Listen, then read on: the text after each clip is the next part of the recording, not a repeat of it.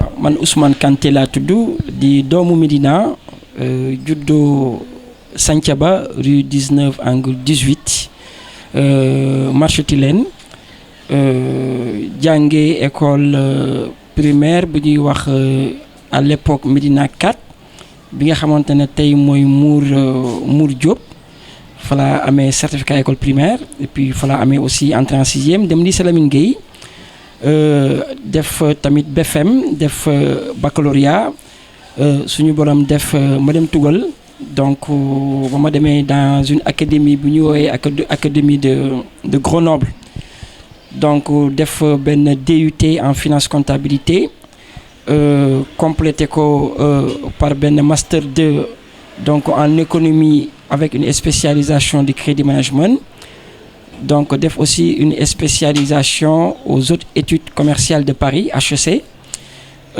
post troisième cycle en finance approfondie. Donc, madame, formation donc économiste et financier là. J'ai fait ma carrière dans les banques, donc que ce soit en Europe et au Sénégal et dans certaines grandes entreprises aussi. Pour ne citer que le groupe La Poste, où j'ai été chargé des études financières. Donc en tant que cadre stratégique et supérieur, donc loolu aussi ma def pendant 7 ans dans la haute fonction administrative française ci laa fa jógee avec un bref passage au niveau de la banque postale à Paris toujours jóge fa dem Société Générale en France ñëw Société Générale au niveau du Sénégal et depuis je suis cadre aussi dans un grand groupe ici au Sénégal qui s'appelle CMA-CGM nekk ici au niveau du port fii nekk fi cadre donc di liggéey toujours ci volet financier waaw sama engagement politique nag je suis quelqu'un de très engagé pour tout ce qui intéresse la Médina parce que je suis président et initiateur d'un mouvement politique bu tudd Médina moo ma ñor boo xamante ne dafa am soupape social bu am solo social bi ñi ko tënk mooy doomu Médina yi nga xamante ne ñoo nekk ci diaspora bi ak ñi nekk Sénégal donc mbootaay boobu ñu tuddee que AKMD mooy association xale Médina de la diaspora esprit plutôt mooy jàng bi nga xamante ne instruction bi ñu koy jox ci biir école bi loolu nag pour mu yomb ak pour mu mën a neex aussi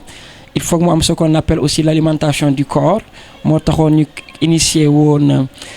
suñu projet boobu tuddoon un enfant un petit déjeuner dans les écoles de la Médina qui consistait à que ñuy jox xale yi ñi nga xamante ne en tout cas bu ñuy jógee seen kër duñ ko def ndekki donc mu nekkoon un concept bu très simple bu amoon solo am maanaa xale yi bu ñu xëyee dem école ci fukki école ak ñaari Médina yi doon dañ jox lu mat ñeenti ba ci juróomi junni ndekki bés bu yàlla sàkk lundi ba ajjuma chaque jour bu école ubbee ba ni école di tëjee ci fukki école yeeg ñaaru biir Médina yi donc pour permettre xale yi ñu mën a nekk am épanouissement ci école gën a mën a fonk école et puis école gënal leen mbedd yi. mairie de Dakar donc ak mairie de la Médina à l'époque en 2009 xeexoon ndekki fexe ba mu wàññeeku ba finalement ñu dind ko ci jaay doole gi nga xamante ne defoon nañ ñu ko à l'époque donc ñu jóg di ci indi solution au niveau de la médiation ak imam yi nekk biir Médina yëpp suñu borom bi def sottiwul ñu xam ne c'est un problème politique donc il faut une solution politique engagement politique bi noonu la juddoo ma sampoon sama ndënd à 2014 pour que ñi nga xamante ne ñoo doon candidats yi au niveau de la Médina xam ne mbir mi ñor nañu toog xeex ak ñoom continuer di xeex mbir mi ba tey jii fi ñu nekk nii donc nekkoon na ci conseil municipal programme bi am na ko ci mbir mi nag li ci am solo te yéeme ci mooy am nañ ci ay titres yu ma am maanaa parce que 2013 programme bi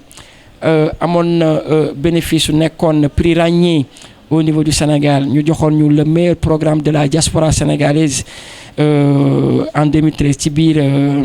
consortium du prix ràññee à l'époque Alioune Badara Cissé ministre des Affaires étrangères moo récompensé woon programme des petits déjeuners à l'école 2018 aussi am benn ONG ak benn mbootaay boo xamante ne dafa tudd club modèle africain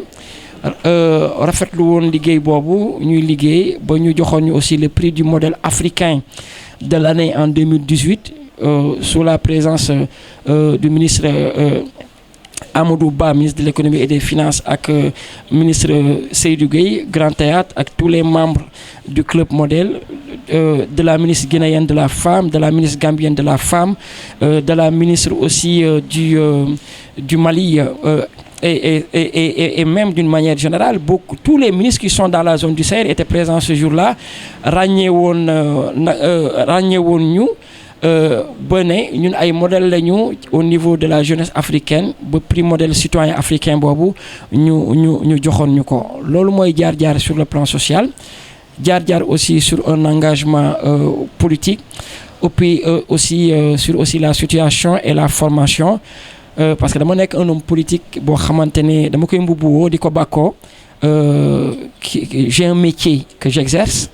parce que dama naan politique bi c'est pour un temps boo xamante ne dañu war a delloo suñu gox muy Médina li mu ñu jox, parce que Médina a fait de moi ce que je suis devenu aujourd'hui. Donc comme ni ko américains yi di waxee, daf may war nekk une obligation ma def ce qu'on appelle du give back.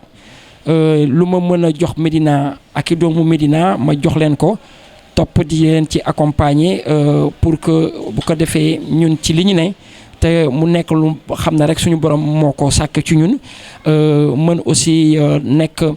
aussi tache d'huile ba yeneen xale yi nekk ci ginnaaw mooy suñu doom yeeg suñu sët yeeg suñu jarbaat yi